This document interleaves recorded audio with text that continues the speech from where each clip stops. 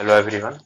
Last class में हमने देखा था जी प्रोटीन कपल रिसेप्टर। ठीक है, तो इस बार हम बचे हुए जो भी रिसेप्टर्स हैं वो कंप्लीट करेंगे। तो वीडियो बाय वीडियो रिसेप्टर भेजे जाएंगे और उस हिसाब से फिर देखना है। तो पहला हम यहाँ स्टडी करते हैं वो है टायरोसिन काइनेज रिसेप्टर। ठीक है, टायरोसिन काइनेज काफी इंपॉर्टेंट है। टायरोसिन काइनेज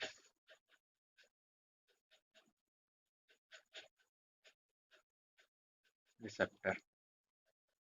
ठीक है, जो टायरोसिन काइनेज रिसेप्टर है,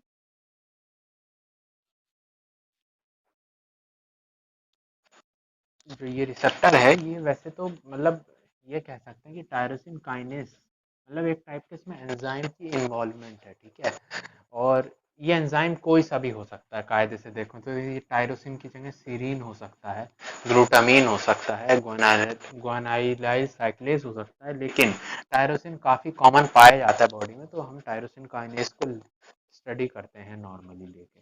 तो टायरोसिन काइनेस का जैसे बेसिक स्ट्रक्चर क्या होता है, तो जैसे देखो ये तुम्हारी प्लाज्मा मेम्ब्रेन है। ठीक है, इस प्लाज्मा मेम्ब्रेन में इस तरह रिसेप्टर एम्बेडेड होता है, जैसे ये और यहाँ पे ऐसे मान लेते हैं। इस तरह का होता है। अब इस रिसेप्टर में, अब ये देखो, ये जो ये वाला एरिया है, ये यहाँ पे आके तुम्हारा बाइंड करता है कोई हार्मोन।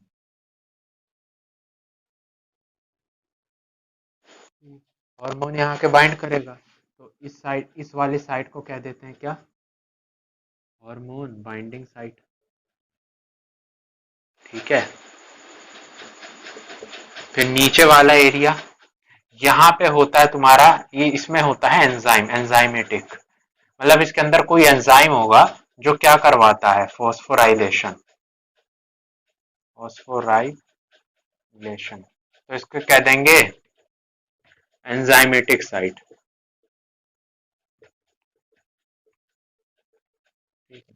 और बीच में ये वाला हिस्सा जो है, ये मतलब तुम्हारे प्लाज्मा मेम्ब्रेन के साथ है, ये वाला हिस्सा यहाँ से यहाँ तक, इसको कह देते हैं फिर अपना अपना हाइड्रोफोबिक पार्ट। हाइड्रोफोबिक यानी वाटर हीटिंग, और वाटर हीटिंग इसलिए कहते हैं कि मतलब सेल मेम्ब्रेन में एम्बेडेड है। ठीक है ना, हाइड्रोफोबिक पार्ट। तो ये हो गया इसका बेसिक स्ट्रक्चर इस एंजाइम का, कि मतलब इस एंजाइम में कितने पार्ट्स होते हैं। ठीक है, 3 हो गए, और ये हार्मोन है नीचे, फॉस्फोराइलेशन। ठीक है, अब ये एक्ट कैसे करता है, तो इसका मैकेनिज्म देखते हैं एक्शन का, वो कैसे एक्ट करता है। तो मैकेनिज्म में हम क्या करते हैं कि सबसे पहले जैसे बनाते हैं यहाँ पे ही, तो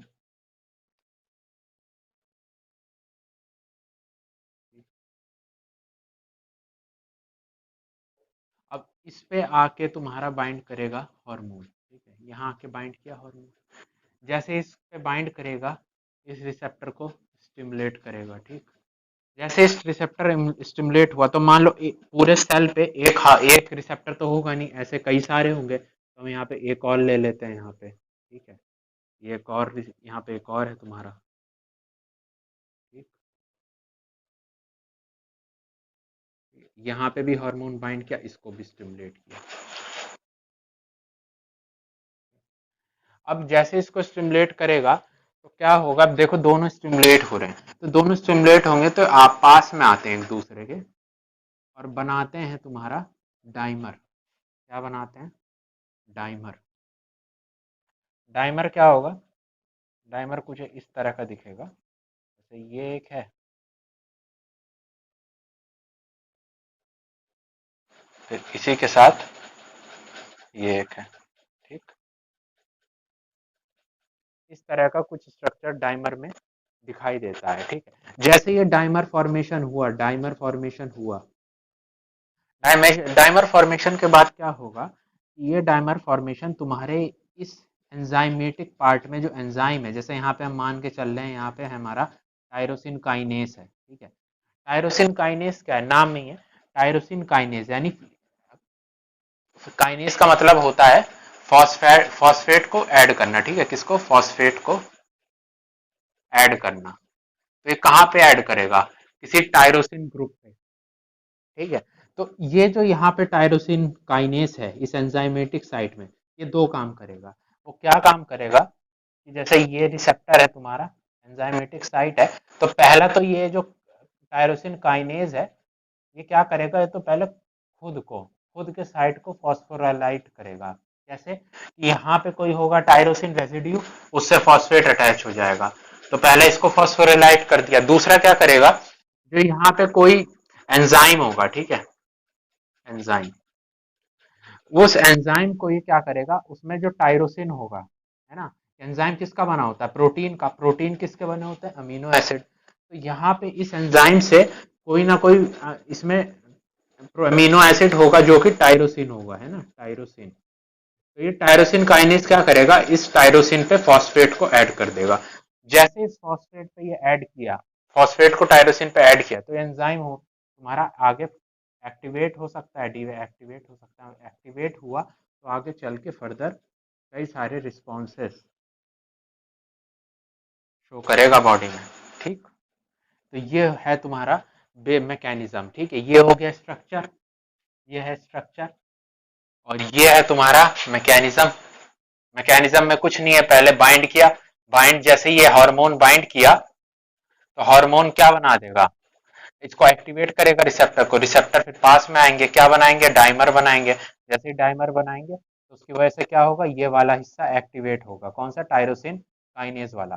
टायरोसिन काइनेज वाला क्या करेगा, एक तो पहले खुद को फॉस्फोराइलाइट कर देगा, और दूसरा क्या करेगा, एंजाइम में फॉस्फेट को जोड़ देगा, ठीक है। और जैसे ही एंजाइम में देखो ये टायरोसिन है, टायरोसिन पे क्या करेगा, फॉस्फेट को जोड़ देगा।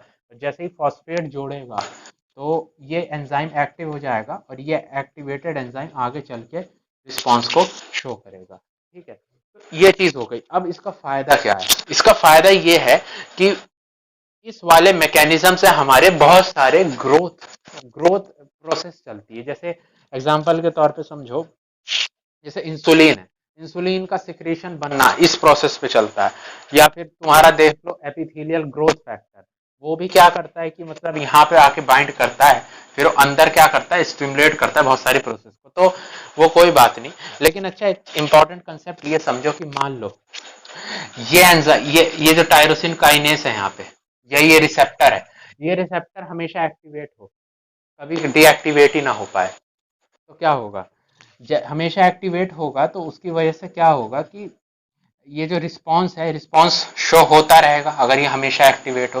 तो जैसे रिस्पांस शो होगा उसकी वजह से क्या होगा, अंदर सेल के अंदर क्या होगा, मेटाबॉलिज्म बढ़ जाएगा, सेल डिवीजन बढ़ जाएगा, और सेल डिवीजन बढ़ गया तो नंबर ऑफ सेल बढ़ जाएंगे, और नंबर ऑफ सेल बढ़ गए तो यही निशानी किसकी होती है, कैंसर। तो अगर इसके अंदर कुछ दिक्कत आ गई, कुछ म्यूटेशन हो गया, तो म्यूटेशन किसको राइज कराएगा, कैंसर को, ठीक है। तो इस पे, तो इसी पे ना बहुत सी दवाएं दी जाती हैं जो इस पे काम कर सकती है, ठीक है। जैसे एक दवा है यहाँ पे, इस पे कुछ दवा जैसे इस वाले पार्ट पे एक्ट करती है, हार्मोन बाइंडिंग साइट पे, कुछ इस पे करती है एंजाइमेटिक बाइंडिंग साइट पे, अलग अलग दवा होती है। जैसे एक होती है इस पे बाइंड करती होती है सेटुक्सीमैब, सेटुक्सीमैब, ठीक है। जो सेटुक्सीमैब है, सेटुक्सीमैब ये तुम्हारा कैंसर में यूज होती है दवा, ठीक है। ये क्या करेगी, इस वाले पार्ट को इनिबिट कर देगी। जैसे इनिबिट कर देगी तो ये पूरा रिसेप्टर क्या हो जाएगा, इनएक्टिवेट हो जाएगा, तो ये प्रोसेस नहीं हो पाएगी, ठीक है। तो अगर कैंसर में इससे कुछ इंप्रूवमेंट देखा जाता है। दूसरा यहाँ यूज कर सकते हैं, एक और होता है,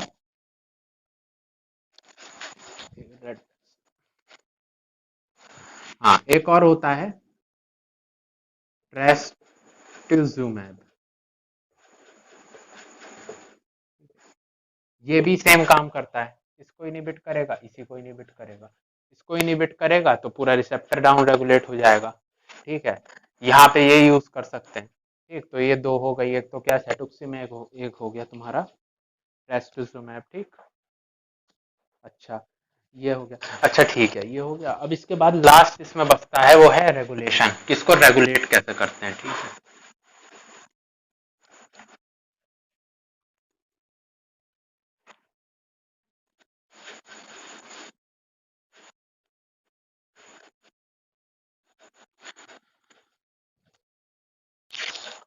जैसे यहाँ पे हमने बताया था कि जैसे ये मेम्ब्रेन है और मेम्ब्रेन पे ये तुम्हारा है रिसेप्टर, ठीक है। अब इस रिसेप्टर पे जैसे जैसे ही कोई एगोनिस्ट बाइंड करता है तो ज्यादातर जो ये एगोनिस्ट होते हैं, ये एगोनिस्ट क्या कराते हैं, इसको एक्टिवेट तो कराते ही हैं, साथ में इसका एंडोसाइटोसिस, क्या, एंडोसाइटोसिस भी इंक्रीज करा देते हैं। अब एंडोसाइटोसिस होगा तो क्या होगा कि ये रिसेप्टर कहाँ आ जाएगा, ये आ जाएगा तुम्हारा साइटोप्लाज्म में, ठीक है, साइटोप्लाज्म में वेसाइकल में, ठीक है ना। क्योंकि ये कैसे होगा कि यहाँ से ये ऐसे टूटेगा ना, इस तरह करके, ठीक है, ये वेसाइकल फॉर्मेशन होगा इस तरह, ठीक ना, ऐसे, और ये फिर ऐसे टूट के नीचे आ जाएगा। तो इस वेसाइकल में होगा और इसको फिर हम क्या कर सकते हैं, आगे डिग्रेड कर सकते हैं, ठीक है। तो ये जो इस तरह का मैकेनिज्म है ना, तुम्हारा एक बड़ा इंपॉर्टेंट ग्रोथ फैक्टर होता है, इसका एग्जांपल नाम होता है एपिडर्मल ग्रोथ फैक्टर। ये जो एपिडर्मल ग्रोथ फैक्टर है, इसका जो रेगुलेशन है वो इस बेसिस पे होता है, इस तरीके से, ठीक है, रेगुलेशन, ठीक है।